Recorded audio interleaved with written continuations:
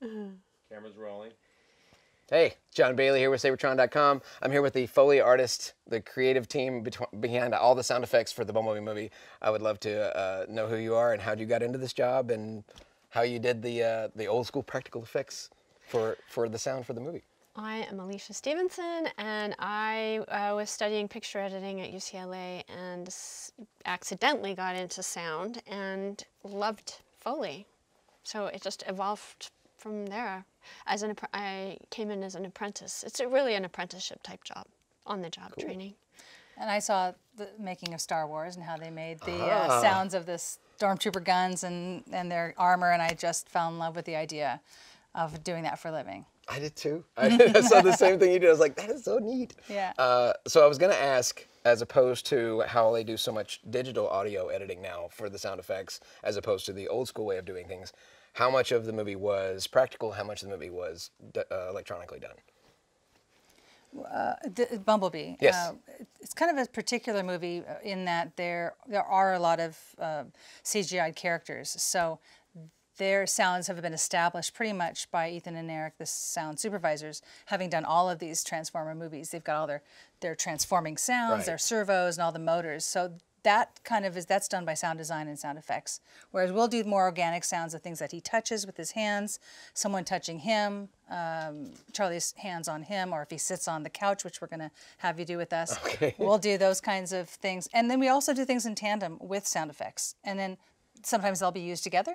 Sometimes they'll choose one over the other on the dub stage. So that, percentage-wise, I don't know.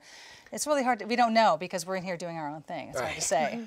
I was going to actually talk about this one particular scene because there's probably more Foley done in the one scene of Bumblebee trashing this house than anything else.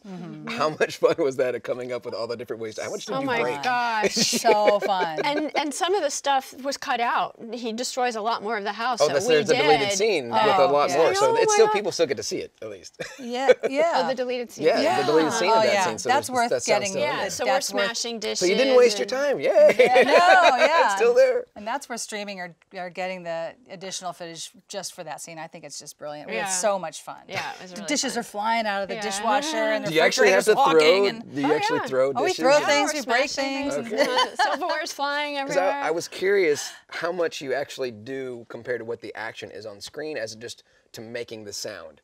Because you know what I mean? Like you don't have to throw a plate to make a plate break. How much is done the way they're doing it as opposed to the way you're trying to make it sound? You mean literally performed that way? Right. Well, let's say I toss a dish and it might roll on its edge, so we'd make the sound of it rolling on one track. Then maybe on another track we'd do the spinning, the hubcap kind of. Right. But if I wonder what the term was for that. If it broke, then we'd do another layer of glass debris. The actual smash and shards hitting the walls, hitting other objects, hitting a brass lamp, you know, whatever we see it hitting, the detail.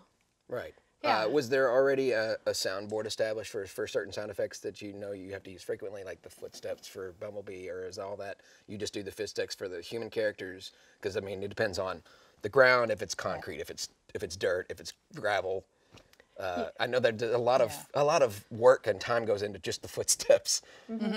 We did not do the robot footsteps. Those had been established. I always assumed they were just people with trash cans tied to their feet. Like Stomp. It may have been, but we didn't work on the original Transformers. Right. And they probably carried some of those effects over into Bumblebee. But we did work on previous Transformers, and Bumblebee, we established Bumblebee's sounds. So you created the sound for it. Oh, awesome. Or helped. Yeah, with a group of people. Okay, yeah. cool. A whole sound team. So this is a very 80s movie. This is old school. So I'm sure you had to find some things that don't currently exist on the market, or you already have a stockpile of junk from the 80s that you could we have cassettes old phones and cassette tape decks. recorders. And reel-to-reel still works. Yep, reel-to-reel. I think they don't have like cell phones, no cell phones, things that that we use today. Computers. I love the phone was one of my favorite because the rotary phone, that's just it's so iconic. It takes so long to dial. Yes. How much do you have to record to get one specific sound effect? Is it 3 takes in a row? Is it just till you get it right, or just make a whole bunch of them and let people pick what they do? Or sometimes because you're just creating the audio, you don't actually edit the audio. You just come up with the sound for it. We make the sound effects. Yeah, sometimes we get lucky and we get it in 1 take, but we will labor over something. Sometimes 20 takes. Depends on how particular. And then we're doing track layering a sound in one moment. In 1 second, we can put 20 tracks in a short period of time. We've got glass and dirt and body falls and knife stabs and all happening in that moment. You know, I was gonna ask, like, how many layers of sound effects are there for certain? Because that one had to have a lot going on. I mean, good grief.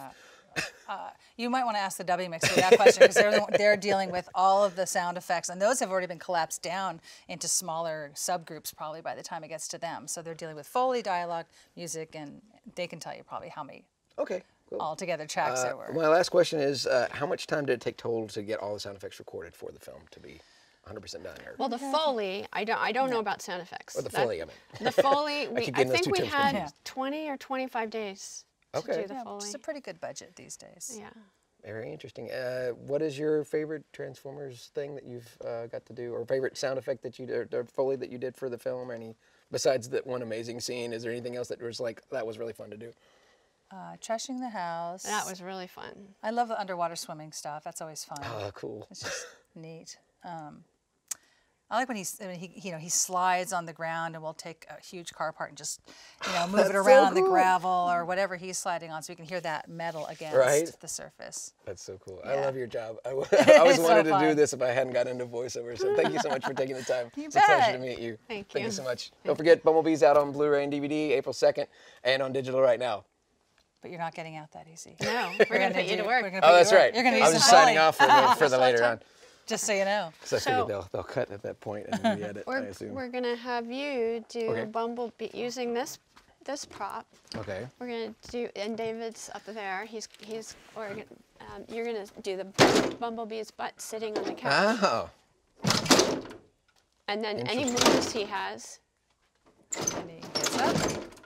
like that. So basically 3 moves. That is And so Dawn's cool. going to join you. She's going to do that. Yeah, I would have assumed it was a big box of parts or something. And you know about the white line going across to mark your Right. endpoint. So that'll be your cue to do this, so make the sound. And when you hear David play your work back, you'll hear how he's EQ'd it to make it sound much larger than what you've got in your hands. Interesting. Which is an important part of our process. You guys have no idea how cool this is. I always wanted to do this. Okay. Okay.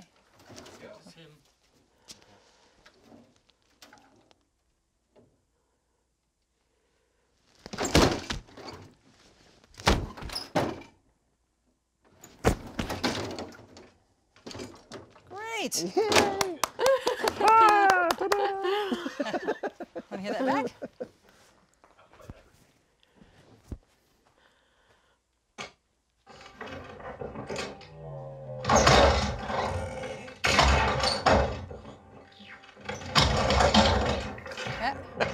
See how big David's able to make that sound so cool. in there? You never would have thought. I don't even know what is this machine again? It's called a lawnmower. I've never seen a lawnmower that looked like Do we this have time before. for one? From the 50s.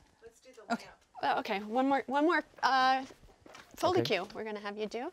I love that. Bumblebee is you're gonna use this helmet and Okay. you're gonna hit it against the metal It's out of the way. of your choice. Okay. And this is his head hitting the lampshade. the I'm lampshade. gonna do the lampshade sound with you. Oops. Our lamp isn't doing As a so well. voice actor, I'm used to trying to keep things as quiet as possible. You guys have the exact opposite job. Yeah. All set. Okay.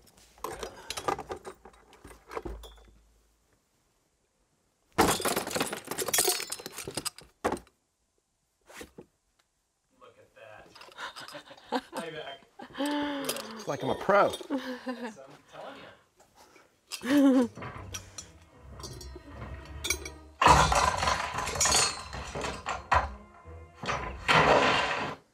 Good job. Cool. Thank you so much. This was so much fun. I think you broke it. I think I did. It's the one place where it's okay for things to be broken. Yeah. Sorry for all the clatter, David. Thank you, everybody. Yeah. D-Wire now. It was a pleasure to meet you both. Nice to I love meet your you. work. Thank you. Yeah.